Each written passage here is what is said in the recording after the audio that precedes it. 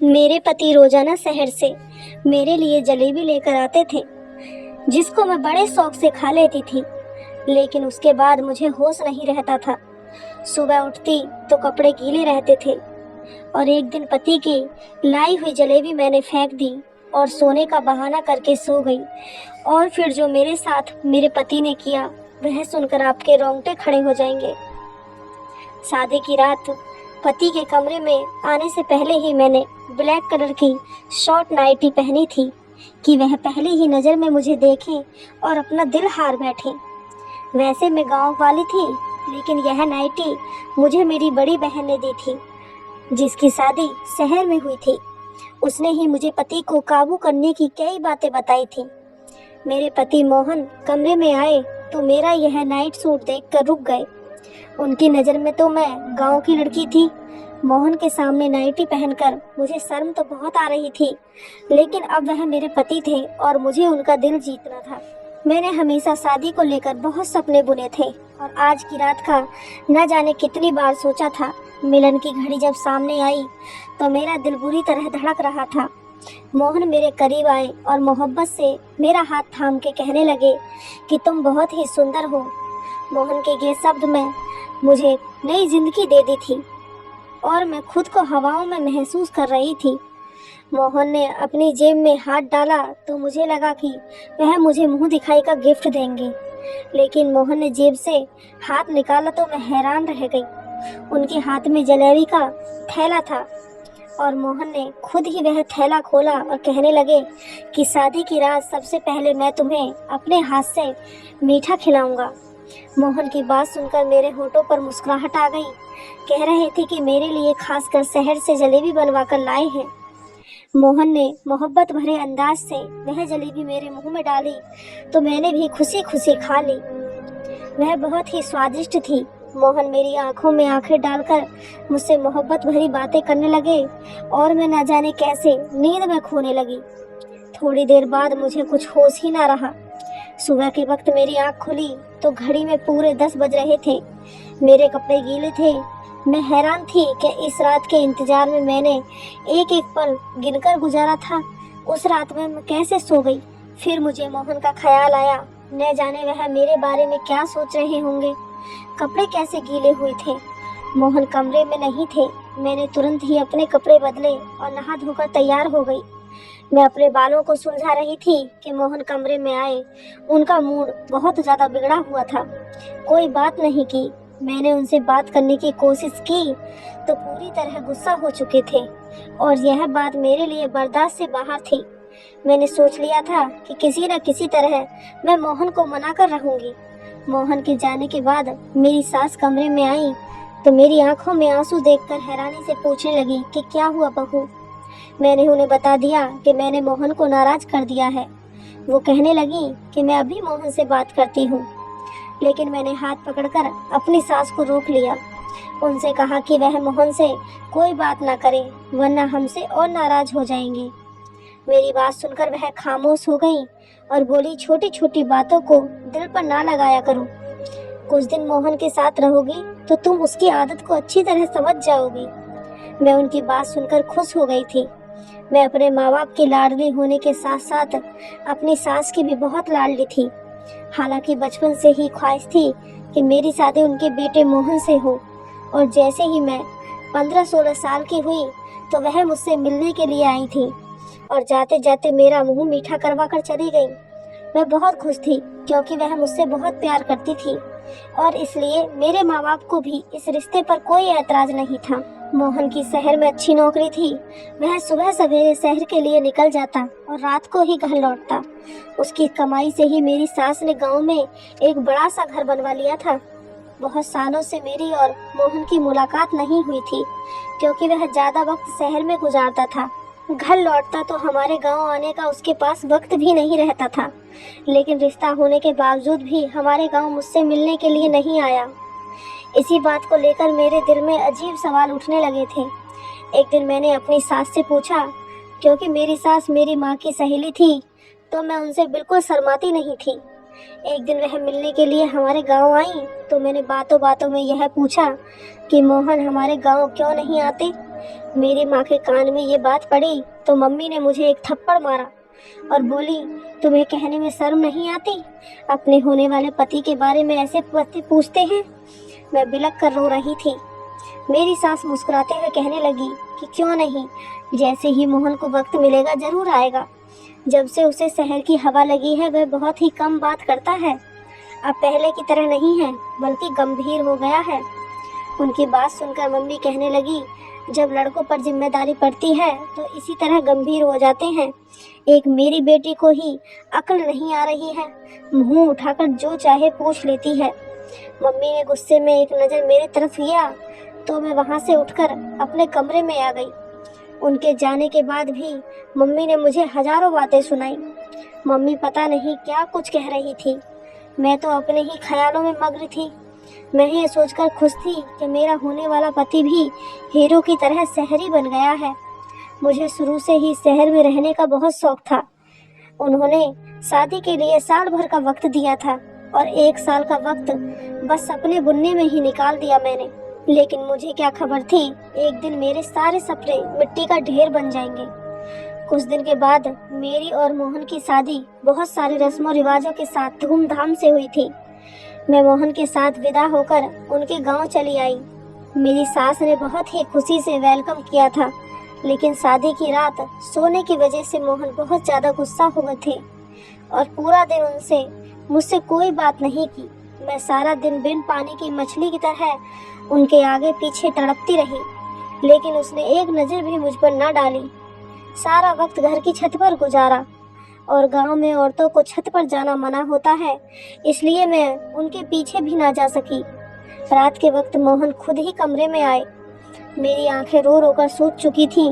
वह मेरे पास बैठकर कहने लगे कि मुझे माफ़ कर दो, मैं गुस्से में आ गया था। मैं तुम्हारे पास बैठा था और तुम इस कदर गहरी नींद सो गई थी कि मेरे उठाने पर भी ना उठी, इसलिए मैं गुस्सा हो गया था। मुझे पता था कि गलती मेरी है, इसलिए मैंने मोहन से खुद ही माफ़ी मांगी और कहा कि आगे से शिकायत का कोई मौका नहीं दूंगी। वह खुश हो गया और मेरे लंबे बालों की तारीफ करने लगा। मैं सोचने लगी, मोहन सारा दिन इस कदर नाराज होने के बाद अचानक उनका अंदाज इतना अच्छा कैसे हो गया था। मोहन ने एक बार फिर जलेबी निकाली और अपने हाथ से मेरे मुंह में डालकर कहने लगे कि जलेबी खाने से होठ रेड हो जाते हैं, तुम्हारे खूबसूरत होठ और ज़्यादा खूबसूरत हो जाएंगे। उनकी बातों से मोहब्बत की इस कदर मिठास थी कि मैं शर्मा गई। मोहन मेरे हाथ पकड़े और कुछ कह रहे थे, लेकिन मुझे कुछ होश ही न रहा और थोड़ी ही देर के बाद मैं दुनिया से दूर हो चुकी थी। एक बार फिर मेरी आँख खुली तो सुबह के 11 बज रहे थे। मेरे होश उड़ गए थे। मैं जान गई थी कि मोहन एक बार फिर गुस्सा हो चुके होंगे। अब मुझे समझ ही नहीं आ रहा था कि मुझे इस तरह गहरी नींद कैसे आ जाती है। मेरे कपड़े पूरी तरह गीले थे और मुझे ठंड लग रही थी। मैं जल्दी से नहाकर तैयार हो गई और कमरे से बाहर निकली तो कमरे के बाहर मेरे पति गुस्से में मेरी सास से कह रहे थे कि आपने ऐसी लड़की से मेरी शादी करा दी है जिसे सोने उठने की कोई समझ नहीं है। मैं कैसे इसके साथ सारी जिंदगी गुजार सकता हूँ। इसे ये भी मालूम नहीं कि गांव की औरतें सवेरे उठकर घर के कामकाज करती हैं। आप सुबह से उठकर घर का काम कर रही हैं और वह महारानी बनकर सो रही है। अगर ऐसा ही हाल रहा तो मैं ज़्यादा दिन तक आपकी चहीती बहू को अपने घर में बर्दाश्त नहीं कर सकता। मोहन के ये शब्द सुनकर मैं घबरा गई। मैं सोच भी नहीं सकती थी कि मेरे पति इतने सख्त होंगे। इससे आगे बातें सुनने की मुझ में हिम्मत नहीं थी। मैं चुपचाप से किचन में चली गई थी। मेरी सास सच में सुबह से कामकाज में लगी हुई थी, क्योंकि किचन भी पूरी तरह साफ था और दोपहर का खाना भी बन चुका था। मैं मोहन के साथ साथ अपनी सास की नज़रों में भी गिर रही थी। मुझे रह रहकर अपने आप पर गुस्सा आ रहा था। न जाने मुझे क्या हो गया था। मैं सारे घर का चक्कर लगाए तो वह पूरा घर काम कर चुकी थी और शायद इसी वजह से मोहन हद से ज़्यादा गुस्सा थे। वह फिर एक बार छत पर जा चुके थे, क्योंकि उन्हें अच्छी तरह पता था कि मैं उनके पीछे छत पर नहीं जा सकूंगी। मैं सारा दिन रोती रही। वह खुशी जिसके लिए मैंने साल भर इंतजार किया था, मैं अब तक उससे दूर थी। ना ही मोहन का साथ पूरी तरह नसीब हुआ था और ना ही उनके दिल में जगह बना सकी थी। और मोहन के शब्द ने मुझे अच्छी तरह ये बात बता दी थी कि अगर मैंने कोई गलती की तो वह मुझे घर से निकाल देंगे। मेरी गांव से बार बार मम्मी का फोन आ रहा था। मम्मी कह रही थी कि 1 हफ्ते के लिए हमारे घर आकर रह जाओ। रस्म के मुताबिक शादी के बाद 1 हफ्ते के लिए बेटी अपने मायके रहने के लिए आती है। मैं बिल्कुल भी नहीं जाना चाहती थी, क्योंकि मोहन मुझसे पहले ही नाराज थे। ऐसे में अगर उनको छोड़कर मम्मी के घर चली जाती तो शायद वह कभी मुझसे बात ना करते। रात के वक्त मोहन कमरे में आ गए। मुझे हैरानी हुई, अचानक ठीक कैसे हो गए थे। मेरे पास बैठकर खुद ही पूछने लगे कि तुम्हारी मम्मी का फोन क्यों आया था। मैंने सारी बात बता दी तो कहने लगे कि अच्छी बात है, तुम चली जाओ, वरना मम्मी कहने लगेंगी कि मैंने मना किया है। कल से मेरी नौकरी भी शुरू हो रही है। मैं भी सुबह सवेरे शहर जाऊंगा तो रात को ही घर वापस लौटूंगा। तुम 1 हफ्ता वहाँ गुजार कर आ जाओ और मम्मी को भी अपने साथ ले जाओ। मुझे मोहन से इस तरह की दूरी का भरोसा नहीं था। मुझ में इतनी हिम्मत नहीं थी कि मैं आगे उनकी बात सुनूं, इसलिए मैं भी खुशी खुशी राजी हो गई। मोहन ने फिर जलेबी निकालकर खुद ही मेरे मुंह में डाल दी और कहने लगे, तुम इसे जल्दी जल्दी खाने के बजाय आराम से खाया करो। ये शहर का सबसे मशहूर हलवाई की है। इसे तुम्हारे होठ रेड हो जाएंगे और बहुत ही खूबसूरत लगेंगे। मैं मोहन को इस तरह के बदलते हुए देखकर बहुत परेशान थी। वह जितने सख्त थे उतने ही मोहब्बत करने वाले भी थे, और उनका गुस्सा करना सही था। मेरी गलती की वजह से गुस्सा थे। मोहन कहने लगे कि मम्मी को बता कर आता हूँ कि तुमको कल तुम्हारे गांव ले जाए। मेरा इंतजार करना। मोहन की बात सुनकर मैंने मुस्कुरा दिया। मैंने सोच लिया था कि मैं किसी सूरत में आज नहीं सोऊंगी और मुझे मोहन का इंतजार करना था। गांव जाने से पहले उनके दिल में अपनी सारी दूरी को मिटाना था। मैंने जल्दी से नाइटी पहन ली। दीवार पर लगे शीशे में अपने होठों को देखकर हैरान रह गई थी। वह सच ही कहते थे कि मेरे होठ रेड हो जाएंगे। मैं बिस्तर पर आकर बैठ गई, उनका इंतजार करने लगी, लेकिन मोहन के वापस आने से पहले ही एक बार फिर मैं सो चुकी थी। सुबह 10 बजे मेरी आँख खुली तो मोहन शहर की तरफ निकल चुके थे। वह बहुत सुबह ही शहर के लिए निकल जाया करते थे, क्योंकि शहर तक जाने का रास्ता 2 घंटे का था। मुझे खुद पर रोना आ रहा था। शादी के 1 हफ्ते के बाद भी मैं मोहन के साथ कोई रिश्ता न बना सकी, और मोहन की गुस्से की वजह सिर्फ और सिर्फ मैं थी। मैं ये सोच सोच कर परेशान थी कि मेरे कपड़े गीले कैसे हो जाते हैं। शायद मोहन मुझे उठाने की कोशिश करते थे। मैं कमरे में से निकली तो मम्मी भी गांव जाने के लिए तैयारी हो चुकी थी। मेरी सास मुझे देखकर कहने लगी कि मोहन तू चला गया है, अब हम दोनों को ही गांव के लिए निकल जाना चाहिए। मैं बुझे बुझे दिल से अपने मायके के लिए निकल गई। मेरा दिल तो मोहन के साथ ही शहर चला गया था। अब मुझे उनसे 1 हफ्ते के बाद ही मिलना था। मेरे घर वाले मुझे देखकर बहुत खुश हुए। मेरी छोटी बहन को खुशी का ठिकाना न रहा। सारे गांव में मेरे आने की खबर पहुंच गई थी, इसलिए औरतों का झुंड मुझे देखने के लिए आने लगा। पड़ोसन वाली मौसी की बेटी सुनीता की शादी थी। वह मेरी पक्की सहेली थी। गांव आकर मुझे उसकी शादी में घूमने का मौका मिल गया। खूब शोर शराबा हो रहा था, लेकिन फिर भी मेरे दिल में कोई खुशी नहीं थी, क्योंकि मेरा दिल तो मोहन पर अटका हुआ था। हैरानी की बात यह थी कि जब से मैं अपनी माँ के घर आई थी, मुझे बिल्कुल भी नींद नहीं आ रही थी, और मोहन के कमरे में आते ही बिस्तर पर गिर जाया करती थी। यहाँ तो मैं सिर्फ करवटें बदलती रहती थी। शायद मोहन की याद मुझे सोने नहीं दे रही थी। मेहंदी की रात ही पड़ोसन मौसी की बहन का बेटा कैसब शहर से शादी में घूमने के लिए आया था। वह बचपन से ही गांव आता जाता रहता था। मुझे देखते ही मेरे पीछे पीछे घूमने लगा।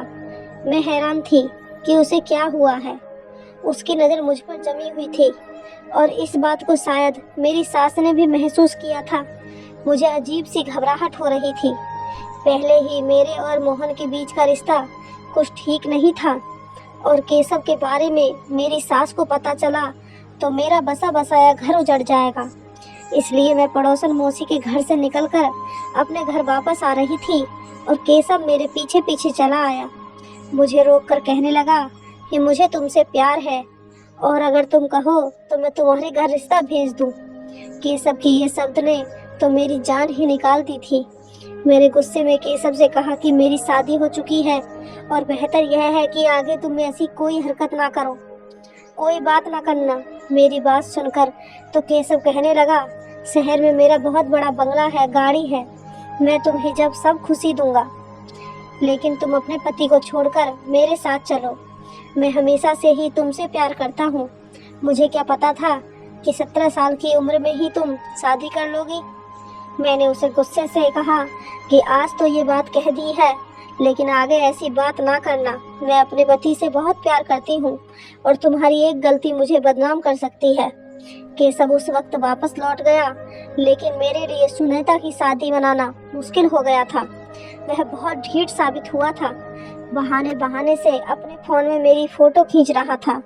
जैसे तैसे एक हफ्ता गुजर गया और मैं अपनी सास के साथ वापस अपने घर आ गई। मोहन शायद आज काम से जल्दी लौट आया था। हम लोग कल दोपहर को घर पहुंचे थे और मोहन पहले से ही घर पर थे। मोहन को देखकर मैं बहुत खुश थी। अपना सामान रखने के लिए कमरे में गई तो मोहन अपनी मम्मी से मिलने के लिए उनके कमरे में चले गए। मैंने सोचा कि मैं भी कुछ देर मोहन और मम्मी जी के साथ बैठ जाती हूँ, फिर घर के कामकाज करूँगी। इसलिए सामान रखकर दोबारा उनके कमरे की तरफ आई तो मेरी सास के शब्दों ने मुझे हैरान कर दिया। मैं सोच भी नहीं सकती थी कि मेरा घर उजाड़ने वाली कोई और नहीं बल्कि मेरी अपनी सास है। वह गुस्से में मोहन से कह रही थी कि मैंने जाते वक्त तुझे कह दिया था कि हमारे वापस आने तक डिवोर्स का कागज बनवा लेना, लेकिन तुझे कुछ होश नहीं। मैंने खुद अपनी आंखों से देखा है कि तेरी पत्नी कितनी गलत है, लेकिन तू तो आंखों में पट्टी बांध रखा है। मोहन कह रहा था कि माँ, मेरे लिए उसे छोड़ना मुमकिन नहीं है। वह मेरी पत्नी है, मैं उसे प्यार करता हूँ। उसमें 1000 गलती सही, लेकिन मैं उसे कभी जिंदगी से अलग नहीं कर सकता। मोहन मेरे प्यार की बातें कर रहा था और मेरी सास बुराइयों में मग्न थी। मुझे समझ नहीं आ रहा था ये सब क्या हो रहा है।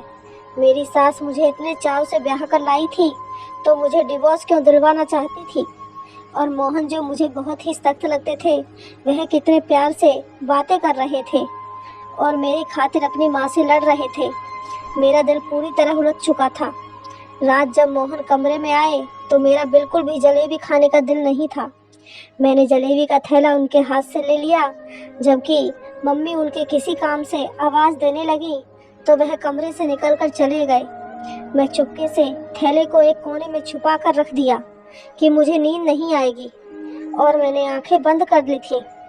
जब मोहन कमरे में वापस आए तो मेरी जान निकल गई। जो कुछ मैंने देखा मुझे अपनी आंखों पर यकीन नहीं हुआ। मोहन ने जग भरकर पानी मेरे ऊपर डाल दिया था। मैं आंखें नहीं खोली।